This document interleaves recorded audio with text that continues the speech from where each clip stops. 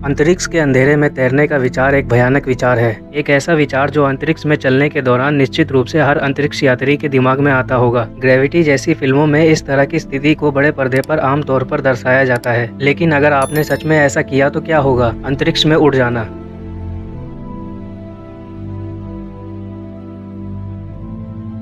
ठीक है, नासा जैसी स्पेस एजेंसियों के पास अंतरिक्ष यात्री स्थितियों को होने से रोकने के लिए सुरक्षा प्रोटोकॉल है। उदाहरण के लिए, जब एक अंतरिक्ष यात्री अंतर्राष्ट्रीय स्पेस स्टेशन के बाहर कदम रखता है तो वे हर समय अंतरिक्ष यान से जुड़े होते हैं, जिसमें 498 किलोग्राम की टेंसाइल स्ट्रेंथ होती है।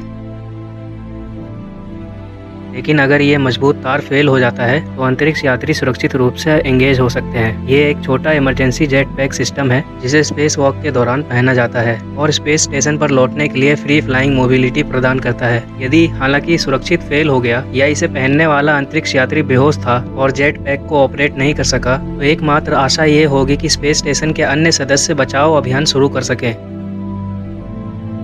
लेकिन ये बचाव प्रयास पेचीदा होगा क्योंकि वर्तमान में ऐसा कोई स्पेस क्राफ्ट नहीं है जिसका उपयोग अंतरिक्ष यात्रियों को दूर ले जाने के लिए किया जा सके।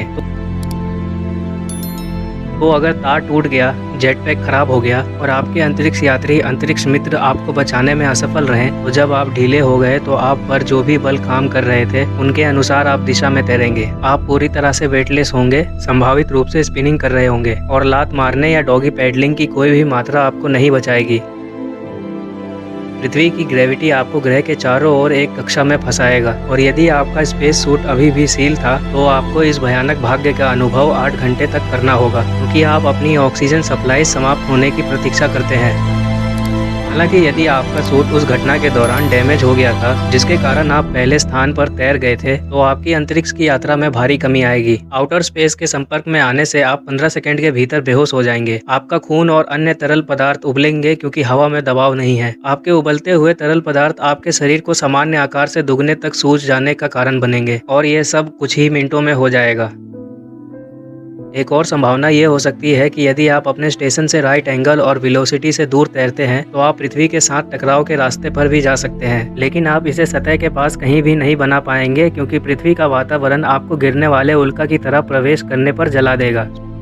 शुक्र है वर्तमान में किसी को भी फ्लोट अवे एस्ट्रोनॉट होने के इस भयानक भाग्य का अनुभव नहीं करना पड़ा है, और भले ही अतीत में कुछ करीबी कॉल आए हों, लेकिन अंतरिक्ष यात्रियों के सुरक्षा उपकरणों ने ऐसी स्थिति होने से रोक दिया है। नासा जैसी एजेंसियों को भरोसा है कि एस्ट्रोनॉट फ्लोट अवे नहीं होगा और मुझे एक उम्मीद है कि वे सही हैं।